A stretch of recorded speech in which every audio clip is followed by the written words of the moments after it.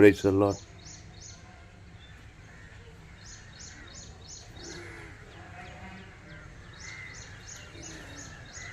இந்த அருமையான வேலையில் ஒரு விலையேற்பட்ட சத்தியத்தை நாம் தியானிப்போம். இந்த சத்தியத்தை ஆரம்பம் முதல் முடிவு வரை முழுமையாக கேளுங்கள். மத்தேயு 19ஆம் அதிகாரம் 16வது வசனம். அப்பொழுது ஒருவன் வந்து அவரை நோக்கி, நல்ல போதகரே, நித்திய ஜீவனை அடைவதற்கு நான் எந்த நன்மையை செய்ய வேண்டும் என்று கேட்டான்.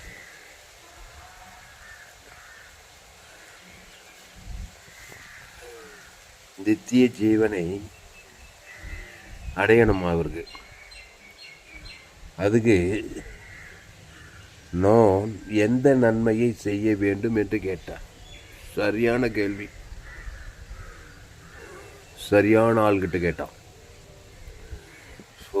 எத்தனையோ கேள்விகளை இயேசுகிட்ட யார் யாரும் கேட்டாங்க. ஆனால் இந்த கேள்வி ஒரு முக்கியமான கேள்விங்க. நீங்கள் என்றைக்காவது இந்த கேள்வியை கேட்டிருக்கீங்களா? நித்திய ஜீவனை நான் அடையணும், ஏன்னா நித்திய மரணம் நான் அடைஞ்சிட்டேன். அம்மா வயிற்றில் ஆதாம் வியாபால் வழியாக பிறந்திருக்கிற நித்திய மரணம் அது நடந்துச்சு. அம்மா வயிற்றில் பிறக்கும்போது இப்போ நான் நித்திய ஜீவனை அடையணும். அதுக்கு நான் என்ன பண்ணணும்? தெரியணுமா? தெரியக்கூடாது. முக்கியமாக தெரியணுங்க. ஏற்கனவே நித்திய மரணத்துக்குள்ளே மனுஷன் ஓடிங்கிறான். அது தெரிஞ்சு எல்லாருக்கும். மனுஷனாவே பாவி தாங்கன்றான். பாவத்தின் சம்பளம் மரணம், நித்திய மரணன்றான். இப்போ நித்திய ஜீவன் அடையணுமே, எப்படி? முக்கியமான விஷயம் இல்லையா அது? நித்திய ஜீவனை அடைவதற்கு நான் எந்த நன்மையை செய்ய வேண்டும் கேட்குறான் பாரு கேள்வி. எப்பேற்பட்ட ஆள்கிட்ட எப்பேற்பட்ட கேள்வி கேட்டான் பாருங்க. அவன் கேள்வி கேட்டது இப்போ நமக்கு மட்டும் கிடையாது, உலகம் ஃபுல்லாக பரிசுத்த வேதாகமத்தில் எழுதி ஆவியானவர் பிரபகண்டா பண்ணிட்டார். அவன் கேட்ட கேள்வி இப்போ நமக்கு ஒரு முக்கியமான ஒரு விஷயத்தை எங்க சொல்லுது. இப்போ பாருங்கள். அதற்கு அவர், நீ என்னை நல்லவன் என்று சொல்வானேன், தேவன் ஒருவர் தவிர நல்லவன் ஒருவனும் இல்லையே. நீ ஜீவனில் பிரவேசிக்க விரும்பினால் கற்பனைகளை கைக்கொள் என்றார். நீ ஜீவனில் பிரவேசிக்க வேண்டுமென்றால் கற்பனைகளை கைக்கொள்ள வேண்டும். கைக்கொள் என்றார். சுருக்கமாக சொல்லிட்டார். நச்சுன்னு அவ்வளோ பெரிய கேள்விக்கு அவ்வளோ சுருக்கமாக சிம்பிளாக பதில் சொல்கிறார் பாருங்க. அது ஒரு அதுக்கு போய் ஏன்பா அவ்வளோ கஷ்டப்படுறேன்? நீ ஜீவனில் பிரவேசிக்க, நித்திய ஜீவனில் போடு. நீ ஜீவனில் பிரவேசிக்க விரும்பினால், நித்திய ஜீவனில் பிரவேசிக்க விரும்பினால் கற்பனையை கைகொள். அவ்வளோதான். அது என்ன கற்பனை? பிரதான கற்பனை, உன் தேவனாகிய கர்த்தரிடத்தில் முழு இதயத்தோடு முழு ஆத்மாவோடு முழு பலத்தோடு அன்பு கோரு. அதுக்கு ஒப்பாக உன்னிடத்தில் அன்பு, பிறனிடத்தில் அன்பு கோரு. இதில் நியாயப்பிரமாணத்தை அடங்கி சென்றார். இந்த கற்பனையை கை கொள்ளாதனால்தான் நித்திய மரணமே உனக்கு வந்துச்சு. அது தெரியுமா உனக்கு? தேவனாகிய கர்த்தரிடத்தில் அன்பு கூர்ந்திருந்தாக்கா, தேவடைய வார்த்தையின்படி அவள் வாழ்ந்திருந்தாள்னா ஏவாள் தேவடைய வார்த்தையிலே இருந்திருப்பா. தேவனிடத்தில் அன்பு கூர்ந்திருப்பா. தேவடைய அன்பை விட்டுட்டு பிசாசு வார்த்தை கேட்டு பிசாசு கனிக்கு சாப்பிட்டதுனால நித்திய மரணத்தில் போயிட்டான். பிசாசு கற்பனை கை கொள்ட்டான். பிசாசு வார்த்தை கேட்டுமே தேவனை பகைக்கிறா. ஆனால் தேவனுடைய கற்பனை சொல்லுது, உன் தேவனாகிய கர்த்தரிடத்தில் முழு இதயத்தோடு முழு ஆத்மாவும் முழு பலத்தோடு அன்பு கூறுன்னு சொல்லுது. அப்போது தேவனுடைய வார்த்தை என்னதுமே, பிசாசு வார்த்தை கேட்டதுமே தேவனை பகைத்து, தன்னையும் பகைத்து, உலகத்தையும் பகைத்து, பிசாசு ஒரு பகைஞ்ச தேவனையே பகைக்கிறான். அந்த பிசாசு வார்த்தையை ஏவாள் கேட்டதுனால நித்திய ஜீவனில் இருந்த அந்த ஏவாளும் ஆதாமும் நித்திய மரணத்துக்குள்ள போயிட்டாங்க. இப்போ மீண்டுமா ஒருத்தன் கேட்குறான் பாருங்க, மத்திய 19:14. அப்பொழுது ஒருவன் வந்து, ஆதாம் வழியாக பிறந்தவன் தான் எவனும் வந்து அவரை நோக்கி, நான் நல்ல போதகரே, நித்திய ஜீவனை அடைவதற்கு நான் எந்த நன்மையை செய்ய வேண்டும் என்று கேட்டான். எந்த நன்மை செய்து நீ நற்காரியங்களை செய்து நீ நித்திய ஜீவனில் அடைய முடியாது. கற்பனையை கைகொள்ளும். தேவனாகிய கர்த்தரிடத்தில் முழு இருதயத்தோடு முழு ஆத்மாவோடு முழு பலத்தோடு அன்பு கூறணும். அது என்ன அன்புன்னா, நீ அந்த அன்பு அவர் கொடுத்துக்கிறார். ஒன்னியோவானில் படிக்க அவர் முந்தி நம்மிடத்தில் அன்பு கூர்ந்தபடியால் பிந்தி நாம் அவரிடத்தில் அன்பு கூறுகிறோன்றாரு. அன்புன்னா அவர்கிட்ட தான் கற்றுக்கணும். இயேசுவை தந்துள்ளி இவ்வளவாய் உன்னிடத்தில் அன்பு கூர்ந்தாருங்குது. இயேசுனா வெற்றியை சொல்லி இயேசுக்கு சூழ் ஆமண்ட வாக்கு தத்துவமே இருக்குது. இயேசு நானே வழியை சதி அந்த ஜீவன் இயேசு சாமண்ட வாக்கு தத்துவம். அந்த இயேசுனாவே ஜீவன். அந்த ஜீவரத்தத்தை கொடுத்து தான் அன்பு கொண்டார் உன்னை. அவர் முந்தி அன்பு கூர்ந்தபடியால் நீ பிந்தி அவரிடத்தில் அதே அன்பை வெளிப்படுத்தணும். இது மனித அன்பு கிடையாது. மனித அன்பு மாசுபட்ட அன்பு, சுயநலம் கலந்த அன்பு. அந்த அன்பு காட்டுறதில்லை, தேவனுடைய அன்பு. உனக்கு ஜீவரத்து பாவன்ட்டும் மனத்தில் விடியில் ஆக்கியிருக்குது. அந்த அன்பில் இயேசுக்கு சுவாமண்ட வாக்கு தத்துவமே இருக்குது. அதை தேவனுக்கு காட்டணுமா வாய்நாளெல்லாம். அதுக்கப்புறம் உன்னிடத்தில் அதே கிறிஸ்துவின் அன்பு தேவ நீதிட்டு உயிர்த்தல் கொடுக்கணும் வாய்நாளெல்லாம். அதுக்கப்புறம் பிறன் இடத்தில் அன்பு கூறுவாழா. இதுதான் ஏன் கற்பனை. அந்த அன்பு பிரமாணம். யாரை பார்த்தாலும் எவரை பார்த்தாலும் இயேசு அன்பு ஜீவனை சகோதரருக்காக ஜீவனை கொடுக்குற அன்பிலும் பெரிதான அன்பிலும் வேறொன்று இல்லை என்றார். ஆனால் இயேசுவின் அன்பு A to Z உனக்கு இல்லை, உலகத்தில் எல்லாருக்கும் கொடுத்துருக்குது. அன்பு திரளான பாவங்களை மூடும். பாவத்திலிருந்து மரணத்திலிருந்து எல்லாத்தையுமே மூடிடும். இயேசு ஜீவன், பரிபூர்ண ஜீவன், பிதாகுமார் பசுதாகி ஆதாம் முழு உலகத்துக்கு கொடுக்க கொடுக்க கொடுக்க கொடுக்க கொடுக்க நீ கற்பனையை கை கொள்றியான். நித்திய ஜீவனை அடைஞ்சிடுவியா நீ. அதை விட்டுட்டு பகை, கசப்பு, வைராக்கியம், கோபம், சண்டை, சுயநீதி, அநீதி, நன்மத்தை காத்திக்கிற மரணம் தான், நித்திய மரணம் தான் வேலை செய்கின்றார். அதற்காக நீ என்னை நல்லவன் என்று சொல்வானில் தேவன் ஒருவர் தவிர நல்லவன் ஒருவனுமில்லையே. நீ ஜீவனில் பிரவேசிக்க விரும்பினால் கற்பனைகளை கைக்கொள் என்றார். அந்த ஜீவன் நித்திய ஜீவனாக அது ஒரு பேக்கேஜ். எல்லா ஆசீர்வாதமும் அந்த நித்திய ஜீவன் இருக்குது. கெட்டது எதுவுமே கிடையாது. நித்திய மரணம்னா அது எல்லா கெட்டது இருக்குது. பாபத்திலிருந்து, சாபத்திலிருந்து, மரணத்திலிருந்து, தத்துலேருந்து, பாதாள வெள்ளிங்குது நித்திய மரணம். ஏவாள் தேவடைய வார்த்தையை மீறி தேவடைய வார்த்தைக்கு விரோதமாக நன்மை தீமை கனியை சாப்பிடணும்னாலே சாகவே சாவாய். அதுதான் இருக்குது மனுஷனுக்குள்ள பாவம். நித்திய ஜீவன் அடிக்கணும். ஜீவ விச்சத்துக்கு கனியை பிடிச்சிக்கணும். நன்மை தீமை கனியை பிடிச்சி நித்திய மரணம் ஜீவ விச்சத்துக்கு கனி. ஏசுனா நானே வழியும் சத்தியமும் ஜீவனமாக இருக்கிறேன். அந்த ஜீவனில் தேவி நீதித்து உரித்ததன் அதை தேவனுக்கு செலுத்தணும். ஆதாம் முழு உழுது இவ்வளோதான்யா நித்திய ஜீவனை நீ அடிச்சிடலாயா. நீ அதுக்கு போய் குட்டிக்காரணம் போட்டுக்கிறியாப்பா. 10 வருஷமாக 5 வருஷமாக சபையில் போய் உட்காந்துக்கிட்டு இயேசுவின் அன்பை வெளிப்படுத்து. பிதாவாகிய தேவன் இயேசுவை தந்துள்ளி எவ்வளவா வித்தியாசியாக கொடுத்தாரு. ஜீவ ரத்தம், ஜீவ சர்வ, ஜீவ ஆற்று, ஜீவ லங்ஸ், ஜீவ கிட்னி எல்லாம் ஜீவ தேவ நீதி டூ எல்லாத்தையுமே கொடுத்துட்டாரு. அந்த அன்பை தேவனுக்கு செலுத்து. இயேசு சாமண்ட வாக்கு பிரகாங்கிதம் கொள்வாராம். பரமண்டலுக்கு பிதாவே அடுத்து உம்முடைய நாம் உம்முடைய செலுத்து. நாங்கள் கடப்பட்டு எவனுக்கும் மன்னிக்கிறோம். உம்முடைய செலுத்து. உன்னை எந்த சோதனை தீமை நின்று நித்திய மரணத்திலிருந்து உன்னை காத்துக்கொள்வார். அப்புறம் பாருங்க, அவன் அவரை நோக்கி அடுத்த வசனம் பாருங்க, நீ ஜீவனில் பிரவேசிக்க விரும்பின கற்பனையை கைக்கொள் என்றார். அடுத்த வசனம், அவன் அவரை நோக்கி எவைகளை என்று கேட்டான். அதற்கு இயேசு, கொலை செய்யாதிருப்பாயாக, விபச்சாரம் செய்யாதிருப்பாயாக, களவு செய்யாதிருப்பாயாக, பொய் சாட்சி சொல்லாதிருப்பாயாக, உன் தகப்பனையும் உன் தாயையும் கனம் பண்ணுவாயாக, உன்னிடத்தில் நீ அன்பு கூறுவது போல பிறனிடத்திலும் அன்பு கூறுவாயாக என்பவைகளையே என்றார். அம்மா வயிற்றில் பிறந்தவனுக்கு இதெல்லாம் செய்ய முடியுமா? நிச்சயமாக முடியாதுங்க. தேவ உதவி இல்லாமல் இந்த கற்பனையை நீ கை கொள்ள முடியாது. இயேசு இல்லாமல் நீ தனியாகவே நான் கொலை செய்யாது, கொலைன்னு அந்த ஒருத்தனை பகைக்கும் போதே நீ கொலை செஞ்சிட்டியான். ஒருத்தனை பகைக்கிற பாரு, சபிக்கிற, கோவப்படுற, அங்கேயே கொலை வீந்துச்சு. அப்புறம் கொலை செய்யாது, விபச்சாரம் செய்யாது இருப்பாயா. விபச்சாரம்னு ஒரு பெண்ணை இச்சையோடு பார்த்தா அங்கேயே விபச்சாரம் பண்ணிட்டியான். இதெல்லாம் தேவ உதவி இல்லாமல் கை கொள்ள முடியாது. தேவ உதவி இயேசுவே தந்துக்கிற அந்த ஜீவரத்தத்தை தேவனுக்கு முழு உலகத்துனா நீ கொலை செய்யலை, செத்து போன கூட உயிரோடு இருந்துவான். இயேசு நண்பை காட்டினான். ஜீவனையும் பரிபூர்த்தி தேவன் தனக்கு உலகத்து கொடுத்தா கொலை இல்லை. கொலை செஞ்சோன்னு உயிர்ப்பிக்கிற நீ. விபச்சாரம் செய்கிற, விபச்சாரம் ஸ்பிரிட்டு ஒன்று விட்டு ஓடிடும். ஜீவரத்தத்தை தேவன் தனக்கு உலகத்து கொடுத்துப்பாரு. கரெக்டாக ஏற்ற துணையோடு தான் இருப்ப நீ. விபச்சாரம் வேசித்தனம் இந்த மாதிரி வேலையெல்லாம் பார்த்துருக்க மாட்டேன். ஜீவ சொல்கிற ஜீவ ரத்தம், அந்த ஜீவ சரீரம் ஜீவ ரத்தம் சகல பாவத்தை நீக்கி சுத்திகரித்துடும். அசுத்தாய் போய் பசுத்தாய் வந்துட்டு அவனுக்கு கண்ட்ரோல் இச்சை அடக்கம் இருக்கும். விபச்சார ஸ்பிரிட்டெல்லாம் போயிடும். அதுதான் ஜீவ சரீரம். அவருக்கு ஏசு என்று போய் தமிழ் ஜனங்களின் பாவங்களை நீக்கி அவரை அந்த ஜீவனுக்குள்ளே வரணும். அந்த ஜீவ சரீரம் ஜீவ ரத்தம் ஜீவாற்று ஜீவலங்கு அகோபிய அன்பை தேவன் தனக்கு உலகத்துக்கு கொடுத்துப்பாரு. அந்த விபச்சார ஸ்பிரிட்டு ஓடிடும். அப்புறம் களவு செய்யாதிருப்பாயாக, பொய் சாட்சி சொல்லாதிருப்பாயாக. இந்த களவு பொய் செய்தெல்லாம் அசுத்தாவி. இயேசு ஜீவன் பரிபூர்ண ஜீவனை தேவன் தனக்கு உலகத்துக்கு அந்த அசுத்தாவி பொய் சொல்கிறாவி களவு செய்கிறா எல்லாம் போயிடும். சத்தியத்தை தான் பேசுவேன், பொய்யை பேச மாட்டேன். நன்மத்தை மரியத்தக்க கனி பேச தான் பொய். நன்மார்க்கு துன்மார்க்கு சுயநீதி அநீதி இதெல்லாம் தான் பிசாசு களவு செஞ்சுன்னு பொய் சொல்லிக்கின்னு இந்த மாதிரி ஆவியெல்லாம் இருந்தாக்க நித்திய ஜீவன் வராது. நித்திய மரணம் தான் வேலை செய்யும்.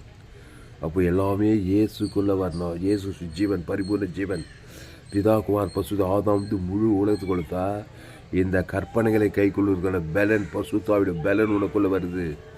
எப்படி நித்திய மரணம் அடைகிறதுக்கு அசுத்தாவி பலத்தை கொடுக்குறான். கெட்ட பலன் தீய பலன் களவு செய்யறதுக்கு விபச்சாரம் பண்ணுறதுக்கு கொலை செய்யறதுக்கு இதுக்கெல்லாம் அசுத்தாவி பலன் ஆதாமுக்குள்ளே இருந்தா சுய நீதி அநீதி நன்மை தேம காரியத்தை தேவனுக்கு தனக்கு கொடுத்தா அசுத்தாவி பலன் கொடுக்குறான். இயேசு ஜீவ விஷயத்துக்குனே தேவன் தனக்கு ஆதாம் முழு பசுத்தாவி பலன் வந்ததுமே இந்த கற்பனையெல்லாம் கை கொள்ளலாம். தேவ உதவியோட ஜீவ சுவாச ஜீவத்துக்கு அண்ணில் தான் இந்த ஏதேன் தோட்டம் நித்திய ஜீவனில் குட்டி பரலோகத்தில். பிசாசு வார்த்தை கேட்டு பாவத்தை மன்னித்து தேவன் தனக்கு ஒரு பிசாசு உதவி செய்கிறான். அவன் உதவி செய்தனா கெட்ட கெட்ட காரியம் தான். கொலை செய்யுது, விபச்சாரம் பண்ணுறது, களவு செய்யுது, பொய் சாட்சி சொல்கிறது, தாய் தகப்பனை கடன் பண்ணலாது, உன்னிடத்தில் அன்பு கூறாது பிறகு அன்பு கூறாமல் இருக்குது, இதெல்லாம் பண்ணுற வேலை. அது நித்திய மரணத்துக்கு நேராக தான் போகும். அப்போது உன் தகப்பனையும் உன் தாயையும் கடன் பண்ணுவாயாக, உன்னிடத்து நீ அன்பு கூறுவது போல பிறனிடத்து அன்பு கூறுவாய் என்பவைகளையே என்றார். அதான் ஆக மொத்தத்தில் இயேசு கிறிஸ்துக்குள்ளாமன்ற வாக்கு தத்துவத்தை பிதா குமார் பசுத்தாய்க்கும் ஆதாம்லேருந்து முழு உலகத்தை பரலோகம் பிறன்னா பூலோகம் இயேசுவின் அன்பு. இயேசு நாடே வழியும் சத்தி ஜீவன் இயேசு ஆமன்ற வாக்கு தத்துவம் அதை பிதா குமார் பசுத்தாய்க்கு செலுத்தணும். ஆதாம்லேருந்து முழு உலகத்துக்கு செலுத்தணுங்க, இடைவிடாமல் செலுத்தணும். அதுதான் ஜீவனில் பிரவேசிக்குது, கற்பனையை கை கொள்வது. அப்புறம் சொல்கிறாரு, அன்பு உன்னிடத்து நீ அன்பு கூறு பிறனிடத்தில் அன்பு கூறுவாய் என்பவைகளே என்றார். அந்த வாலிபன் அவரை நோக்கி, இவைகளையெல்லாம் என் சிறு வயது முதல் கை கொண்டிருக்கிறேன், இன்னும் என்னிடத்தில் குறைவு என்ன என்றான். அவன் இவங்களை சிறு வயது முதல் கொண்டு செய்தானான். தேவ உதவியோடு இருந்திருப்பானான்னு தெரியல. தேவ உதவி இருந்தால் தான் இந்த கற்பனை கை கொள்வது. தேவன் இல்லாமல் சுயபலத்தில் இந்த மாதிரி கற்பனையை கை கொள்ளவே முடியாது. சுயபலம் இருந்தால் அங்கே பிசாசு வந்துடும். இந்த கற்பனைக்கு விரோதமாக தான் உன்னை வாழ வைப்பானே தவிர இந்த கற்பனையின்படி செய்ய வைக்க பிசாசால முடியாது. அப்போது தேவ உதவி இருக்கணும். தேவனுடைய ஜீவ உதவி. இயேசு ஜீவன் பரிவு ஜீவன். இயேசு கிறிஸ்துலாம் சபிக்கலாம் சதி பகைக்குள் நன்மை செய் சத்துருக்களை சிநேகி துன்பப்படுகிற ஜபம் பண்ணு. தேவன் தனக்கு உலகத்துக்கு உம்முடைய செத்து அதான் ஜபம். உங்களை எந்த சோதனைக்கு தீமை என்று ரசித்து கொள்வார். அப்போது தேவ உதவி இருந்தால் இந்த கற்பனையெல்லாம் கை கொள்ள முடியும். அப்போது அவன் சொல்கிறான், அந்த வாலிபன் அவரை நோக்கி, இவைகளையெல்லாம் என் சிறு வயது முதல் கை கொண்டிருக்கிறேன், இன்னும் என்னிடத்தில் குறைவு என்ன என்றான். கேட்டுக்கிட்டே இருக்கிறாங்க. அது ஏசு சொன்னார் பாரு. அதற்கு இயேசு, நீ பூர்ண சர்க்குணனாய் இருக்க விரும்பினால் போய் உனக்கு உண்டானவைகளெல்லாம் விற்று தரித்திரருக்கு கொடு, அப்பொழுது பரலோகத்தில் உனக்கு பொக்கிஷம் உண்டாயிருக்கும், பின்பு என்னை பின்பற்றி வா என்றார். இங்கே பாரு, அதற்கு இயேசு, நீ பூர்ண சர்க்குணனாய் இருக்க விரும்பினால் போய் உனக்கு உண்டானவைகளை விற்று தரித்திரருக்கு கொடு, அப்பொழுது பரலோகத்தில் உனக்கு பொக்கிஷம் உண்டாயிருக்கும், பின்பு என்னை பின்பற்றி வா என்றார். ஒரே போடு. ஐஸ்வர்யவானா இருப்பான் போல்தது, கோடிக்கணக்கான சொத்து இருக்கும் போல்தது. ஆனால் நீ போய் உனக்கு உண்டானவைகளெல்லாம் விற்று உனக்கு உண்டான எல்லாத்தையும் விற்று தரித்திரருக்கு கொடு, பின்பு என்னை பின்பற்றி வா, பரலோகத்தில் உனக்கு பொக்கிஷம் உண்டாயிருக்கும். அதுக்கு என்ன சொல்கிறான் பாரு. அப்பொழுது இயேசு தம்முடைய அதற்கு பின்பற்றி வா என்றார். அந்த வாலிபன் மிகுந்த ஆஸ்தி உள்ளவனாக இருந்தபடியால் இந்த வார்த்தையை கேட்ட பொழுது துக்கமடைந்தவனாய் போய்விட்டான். ஏன்பா துக்கமடைகிற? இப்போ தான் கற்பனையெல்லாம் கைகொள்ளுன்னு சொன்னேன். அந்த வார்த்தை வந்ததுமே பாரு, அந்த வாலிபன் மிகுந்த ஆஸ்தி உள்ளவனாய் இருந்தபடினால் இந்த வார்த்தையின் கேட்ட பொழுது துக்கமடைந்தவனாய் போய்விட்டான். துக்கமடைந்து போயிட்டான். கீழ்படியில் அவர் சொல்ல மாதிரி செய்யலவன். மிகுந்த ஆஸ்தி உடையவனாக இருந்தானா. அதெல்லாம் விற்று தரித்திரம் கொடு, அப்போ என்னை பின்பற்றி வா, பரலோகத்துக்கு பொக்கிஷம் உண்டாயிக்கணும். அந்த வார்த்தையை நின்றும் மிகுந்த துக்கம் அடைந்தான், போயிட்டான். செய்யலை அந்த வார்த்தையின்படி. அர்த்தம் என்னன்னா, உனக்கு இருக்கிறதெல்லாம் விற்று குத்துருன்னு அர்த்தம் கிடையாதுங்க. உண்மை என்ன தெரியுமா? உனக்கு என்ன இருக்குது? நீ ஆட்டுக்குட்டி ரத்தத்தின் மூலமாக நீதிமான் உனக்குள்ளே இயேசு இருக்கிறாய். அந்த இயேசு கிறிஸ்துக்குள் ஆமட்ட வாக்குத்தத்தெல்லாம் விற்று தரித்திரன்னா உலகத்தாருக்கு கொடு. ஜீவ சொல்கிறோம், ஜீவ ரத்தம் தேவன் தனக்கு ஆதாம் வந்து முழு உலகத்தை கொடு. எனக்கு 10 கோடி ரூபாய் இருக்குது, சொத்து 10 கோடி ரூபாய் இருக்குதுன்னு வச்சுக்கோ. துளைச்சிடாமன் சொத்து மதிப்பு 10 கோடி ரூபாய். இப்போ 10 கோடி ரூபாய் விற்று அது ஒரு 1000 பேருக்கு நான் 1000 10,000 லட்சம் கொடுத்துட்டேனாக்கா எனக்கு நித்திய ஜீவன் வந்துடுமா? 10 கோடி ரூபாய் விற்றுக்குதா? அது உதவி, அது தொண்டு செய்யுது.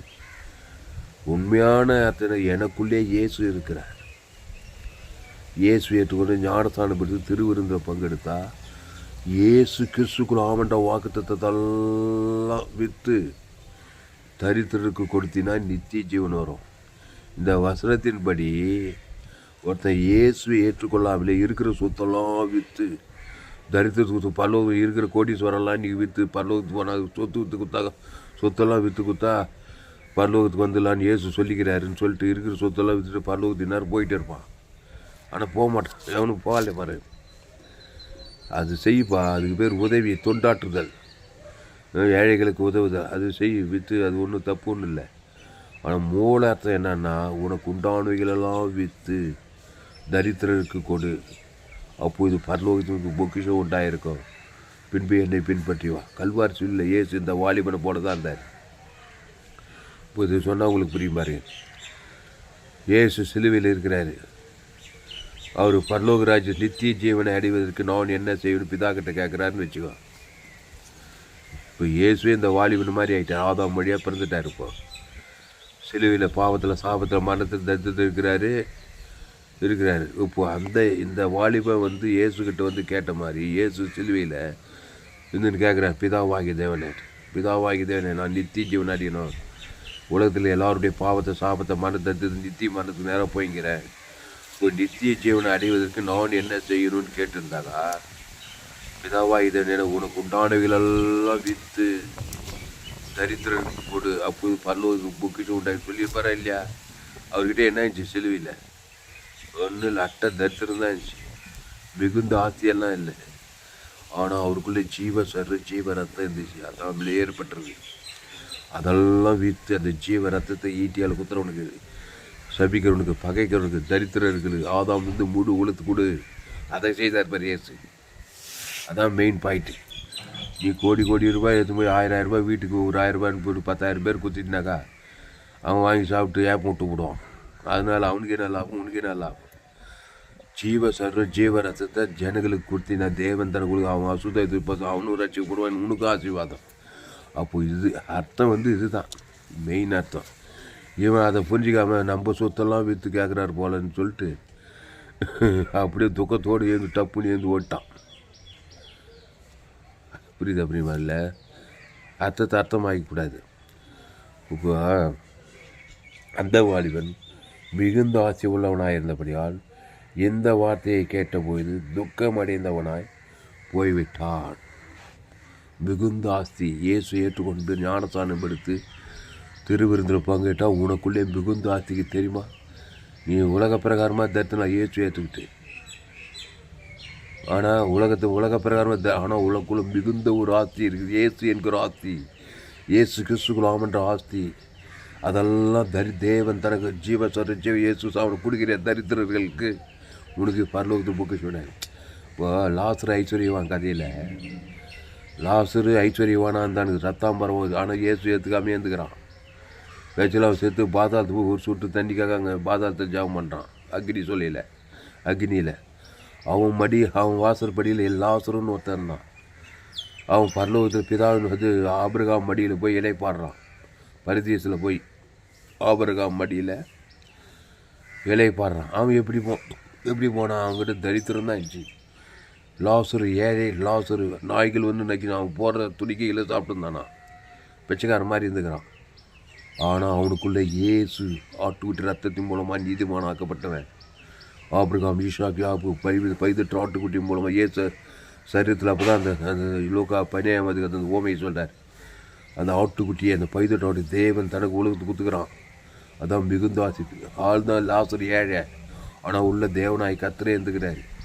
அந்த தேவனுக்கு தனக்கு முழு உலகத்தை கொடுத்ததுனால அவன் மரித்த அடக்கம் பண்ணவனும் அவன் ஆத்மா பரலோகத்தில் போய் நித்திய ஜீவனுக்குள்ளே பிரவேசித்தது. அதான் பிரதான கற்பனைன்றது. அப்போது உனக்குள்ளே ஒரு ஆஸ்தி இருக்குது, மிகுந்த ஆஸ்தி. யாதாம் வேவாள் வழி, எங்கள் அப்பா அம்மா வழியாக என்ன இருக்குது ஆஸ்தி? ஒன்றும் இல்லை சொல்கிற அளவு. ஆனால் பிதாவாகிய தேவன் இயேசுவை தந்துள்ளி இவ்வளவா அன்பு கொண்டு பரலோகராஜ் வானத்தோடு சகல ஆவி உலகத்தில் எனக்கு இருக்குது. இயேசு சாமட்ட வாக்குத்தது.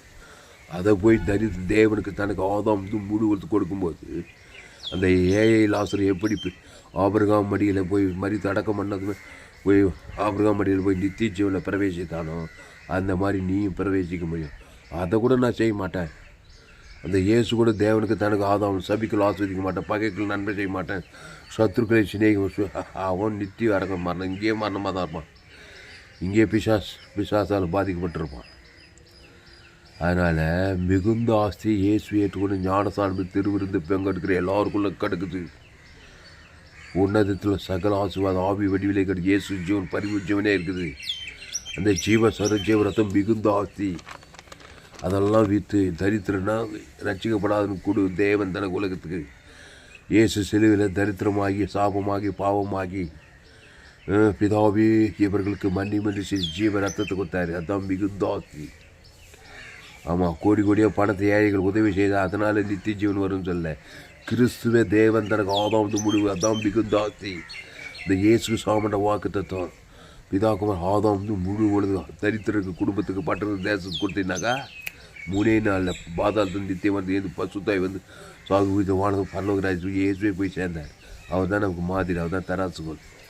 அப்போது இயேசு சிலுவையில் தனக்கு உண்டானதெல்லாம் விற்று அந்த ஜீவாற்று எல்லாத்தையும் விற்று பிதாவே மண்டி குத்தார் வர ஜீவ ரத்தத்தை முழு உலகத்துக்கும். தரித்திரன்னா ஆதாம்குள்ளே பிறந்தவன் தான் தரித்திரன், பிசாசின் மகன். ஜீவ ரத்தத்தை கொடுக்குறாரு. ரோமர்கள் யூதர்களுக்கு பிதாவாய் ஆவியுக்தி ஜீவனை கொடுக்குறாரு. முழு உலகத்தை குத்துனேக்கிறாரு. கடைசி 3 நாளில் நித்திய மனத்திலிருந்து வெளியில் நித்திய ஜீவனில் போய் பரலோகத்துக்கு போய் சேர்ந்தார். பரலோகத்துக்கு பொக்கிஷுண்டார். அர்த்தம் வந்து அதுதான். அப்போது அந்த வாலிபன் மிகுந்த ஆசை உள்ளவனாய் இருந்தபடியால் எந்த வார்த்தையை கேட்டபொழுது துக்கமடைந்தவனாய் போய்விட்டான். அதோட இப்போ எங்கே இருக்கிறான்னு தெரியல, நரக்கத்தில் இருக்கிறான்னா எங்கே. மிகுந்த ஆஸ்தினா உலக பிரகாரமான ஆஸ்தியும் குறிக்குது, ஆவிக்குரிய ஆஸ்தியும் ஏகப்பட்டது இருக்குது. இந்த ஏழை லாசருக்கு ஆவிக்குரிய ஆஸ்தி. அது தேவன் தனக்கு உலகத்து குத்து வாழ்ந்துருந்துக்கிறான். அதனால தான் அவன் மரித்து அடக்கம் மட்டும் நேரம் ஆத்மா ஆபிரகாம் மடியில் போய் சேர்த்து பரலோகத்து பொக்கிஷ் உண்டாக்குது அவனுக்கு. ஆனால் எனக்கு ஆஸ்தி இல்லையே, நான் என்ன பண்ணுவேன்? இயேசு என்கிற ஆஸ்தி இருக்குது. இயேசு ரத்தம். அதை கூட தேவன் தனக்கு உள்ள பூமியிலே ஆஸ்திகாரன் ஆகிடுவேன். நீ ஆபிரகாம் பலிபீடத்தை கட்டி ஒரு 18 ஆட்டுக்குட்டியை தேவன் தனக்கு உலகத்து கொடுத்துங்கிறான். இந்த பூமியிலே நித்திய மரண சாப பாவமான அசுத்தாவில் பசுத்தாவில் வந்து இந்த பூமியிலே சகல ஆசுவாதமான பரலோகராஜ் ஆசு இந்த பூமியிலே வாழலாம். அதுதான் கிறிஸ்துவை ஏற்றுக்கொள்ளணும்னு சொல்கிறது.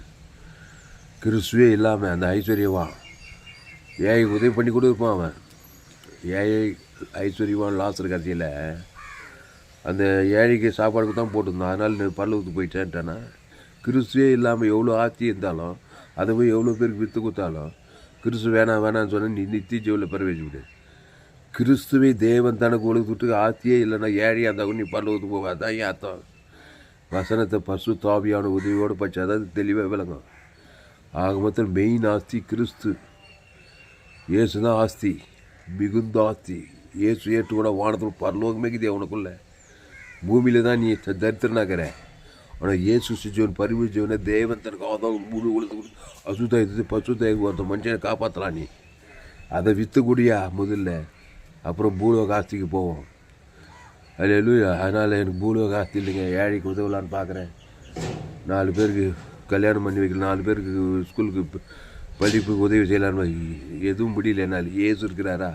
இயேசு ஜீவன் பரிபூஜவனுக்கு அதை தேவனுக்கு தனக்கு ஆதாம் முழு கொடு. அசுத்தாய் தோற்று பசுத்தாய் இருக்கு.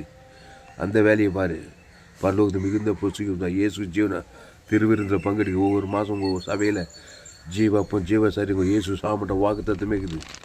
அதை போய் தேவன் தனக்கு ஆதாம்னு விற்று கொடு. அதை கொடு. இயேசு சிலுவில் அந்த லாசரு போல் தான் தரித்திரனாக இருக்கிறாரு. ஆனால் எனக்கு மிகுந்த ஆஸ்தி இல்லைன்னு சொல்லிட்டு உட்காந்து துக்கத்தோடு இல்லை. ஜீவசரு ஜீவரத்தம் அவருக்குள்ளே இருந்தது. அந்த ஜீவசரு ஜீவரத்தம் உனக்குள்ளே இயேசு ஏற்று ஞானத்தான பெற்று திருவந்து பங்கெடுத்து உனக்குள்ளே அதை பிதாகுமார் பசுத்தாக்கி செலுத்து. ஆதாம்லேருந்து முழு செலுத்திக்கிட்டே இரு. நித்திய ஜீவனை இந்த பூலோகத்திலே நீ எப்போ நித்திய ஜீவ ஆசுவாத்தை நீ அடைவாய். ஆமாம், என்கிட்ட எதுவும் இல்லைன்னு சொல்லாது. இயேசு இருக்கிறா. அந்த இயேசு வெற்றி இயேசு கொடுக்கல. தேவன் தம்முடைய ஒரே பேரான குமாரனை விசுவாசிக்கிறவனும் அவன் கெட்டு போகாமல் நித்திய ஜீவன் அடைவு இயேசுவை தந்துருளி. வெற்றி இயேசுவை கொடுத்த ஜீவ சொர ஜீவரத்தை ஜீவாற்று ஜீவலட்சி ஜீவ கட்டி ஜீவ உலகம் ஜீவ எல்லாம் குத்து தான் புகுந்துக்கிற ஆவியின்படி ஏற்றின்படி பிதா. அதை போய் தேவன் தனக்கு ஆதாம் முழு வளர்த்து கொடு. அதுதான் இப்போ கற்பனையை கை கொள்வது. இயேசு கிறிஸ்துக்குள்ளாம ஒரு சபிக்குள் ஆஸ்வதி பகைக்குள் நன்மை செய்ய சத்துக்களை செய்ய துன்பப்பட்டு ஜெபம் பண்ணு. அதுதான் கற்பனை கை கொள்வது. நான் சொன்னார் ஆரம்பத்தில், அப்போது ஒருவன் வந்து அவரை நோக்கி நல்ல போதை நித்திய ஜீவன் அடைவதற்கு நான் எந்த நன்மையை செய்ய வேண்டும் என்று கேட்டார். அதற்கு நீ என்னை நல்லவன் என்று சொல்வானேன். தேவர் ஒருவர் தவிர நல்லவன் ஒருவனில் நீ ஜீவனில் பிரவேசிக்க விரும்பினால் கற்பனையை கை கொள் என்றார். அப்போ இவன் போய் சொல்லிக்கிறான். அதெல்லாம் நான் சின்ன வயசுலேருந்தே கை கொண்டு கிறிஸ்துவ கொடுப்பா. இயேசுக்கு சாமண்ட பிதாக்கு ஆதாம் வந்து முழு வளர்த்து கொடு. உனக்கு உண்டானதெல்லாம் ஆதாம் கிறிஸ்து இயேசு மூலமாய் உண்டானதெல்லாம் தேவி நீதி துவித்தையில் குடியா தரித்திர தேவன் தனக்கு ஆதாம் மத்தியசமாக கொடு. அசுத்தாய் கிராமம் இல்லை பட்டல் தேசம் உலகத்துக்கு குத்துக்கினு பல்லோக கண்டிப்பாக பல்லோக ராஜ் தான் அவனுக்கு. நன்மை தீமை காரியத்தை குத்துன்னு இருந்தாக்கா கோடி கோடியாக பணங்குதுன்னு சொல்லி நன்மை தீமை காட்டியிருந்தாக்கா நீ என்ன விற்று குத்துருந்தாலும் உனக்கு ஆசையெல்லாம் நீ நன்மை தீமையில் இருந்தாக்கா பரலோகத்துக்கு போக முடியுமா? நீ பூலோகத்துக்குரிய ஆசையெல்லாம் விற்று கூட ஜீவ வச்சுக்க நீ தேவன் தனக்கு ஆதாம் வந்து முழுத்து கொடுத்தா தான் பரலோகத்துக்கு போக முடியும். அதான் அர்த்தம். ஜாமனும் பசுத்து பிதாவே இந்த அருமையான காலை வேலையில் எங்களோடு கூட பேச ஒவ்வொரு வார்த்தைக்காய் நன்றி செலுத்துவோம். பயப்படாதீங்க, கலங்காதீங்க. பூலோக ஆஸ்தி இல்லையேன்னு சொல்லிட்டு தலைமையில் கை வச்சு கவலைப்படாதீங்க. இயேசு ஜீவன் பரிபூர்ண ஜீவனே இருக்குது. இயேசுக்கு சொல்லாமட்ட பரலோக ராஜ்யமே இருக்குதுங்க. இயேசு சிலுவையில் தரித்திரமாக தான் இருந்தார். உலகத்தில் எல்லாருடைய தரித்திரம் அவர் மேலே கூட தலைமையில் கை வச்சு கவலைப்பட்டுன்னு இல்லை. ஜீவசரு ஜீவரத்தை பிதாவே உங்களுக்கு மன்னியும் சொல்லி தேவன் தனக்கு 3ஆவது நாள் பாவசம் மனது உலகத்தையே கைகள் வாங்கிட்டார். 3ஆவது நாள் எல்லாத்தையும் வந்து ஜேசுக்கு உலகத்தையே பிசாசின் தலை உலகத்தையே கொள்ளை கொண்டு தான் பல்லவத்தையே போனார். அந்த ஜீவசரு ஜீவரத்தை உங்ககிட்டே அதை வச்சு தான் உலகத்தையே பிசாசின் பாவியுடைய ஆஸ்தி நீதிமான கோயில். ஜீவசரு ஜீவரத்தை பிதாவாகி தேவனுக்கு ஆதாம் வந்து முழு குத்துக்கிட்டே இருந்தார். 3ஆவது நாள் எல்லா ஆஸ்தியும் இயேசுக்கிட்ட வந்துச்சு. வானத்தை சகல அதிகாரம் அவருக்கு வந்துச்சு. அந்த கிறிஸ்துவை கொடு. அந்த கிறிஸ்து உனக்கு உண்டானது எல்லாம் ஆதாமுக்குள் பிறந்த நீ கிறிஸ்துவை ஏற்றுக்கொண்டு ஞானத்தான திருவந்த பங்கெடுத்துருக்கு. கிறிஸ்து ஏற்றுக்குண்டான எல்லாம் ஏற்று தேவி நீதி டு வீத்தையில் உலகத்துக்கு ஜனங்களுக்கு பட்டத்தை கொடு. அப்போது நீ பரலோகத்துக்கு உனக்கு பொக்கிஷம் உண்டாயிருக்கும். நிச்சய ஜீவனில் நீ பிரவேசிப்பேன். தேவடைய கற்பனை கை கொண்டா பூலோகத்தில் நீ நல்லா தான் இருப்பேன். இயேசு ஜீவன் பரிபூர்ண ஜீவன் இயேசு ஆமண்ட வாக்கு தத்துவமே இருக்குது. நீ இயேசு ஏற்றுக்கொண்டாயா? ஞானஸ்தானம் பெற்று திருவிருந்தில் பங்கெடுக்கிறியா? இயேசு கிறிஸ்துக்குள் ஆமண்ட வாக்கு தத்துவமே உனக்கு இருக்குது. தேவனுக்கு தனக்கு உலகத்துக்கு தரித்திரனா எந்த ஆதாமுக்குள் பிறந்தவன் எல்லா ஆதாம் வழி தேவடைய பாரு தரித்திரன். ஜீவசரு ஜீவரத்தை தேவன் தனக்கு ஆதாம் முழு வாய்நாள்லாம் கூட இடைவிழா எக்காலத்து கொடு. அப்போது பரலோக மிகுந்த பொக்கிஷம் உண்டாயிருக்கும். நீ பரலோக ஜீவனில் பிரவேசிப்பாய். நித்திய ஜீவனில் பசுதில் அந்த வார்த்தை கொண்டு ஒரு ஆஸ்வதிக்கும்படி ஜெபிக்கத்தா. முழு உலகத்தில் எல்லாருக்கும் இயேசு ஜீவன் பரிவிஜன் கொடுக்குறதா. ஆப்பிரிக்கா, ஐரோப்பா, வட ஆப்பிரிக்கா, தென்னாப்பிரிக்கா, அண்டார்டிகா முழு உலகத்தில் ஆதாம் வியாபாரம் வழியாக பிறந்த எல்லாருக்கும் இயேசு ஜீவன் பரிவு ஜீவனை தேவனுக்கு அவங்க ஆதாம் வந்து வாய்நாள்லாம் கூட இடைவிட இயேசு ஆமண்ட கொடுத்துக்கிட்டே இருக்கிறதாவே. ஜீவனில் பிரவேசிக்கப்படி அடியில் ஒப்பு கொடுக்குறதா. செய்தி கேட்குற ஒவ்வொரு ஒப்பு கொடுக்குறதாவே. எனக்கு பூலோக ஆஸ்திகள் இல்லாவிட்டால் இயேசு என்கிற இயேசு ஆமண்ட வாக்குத்தத்தை இருக்குது.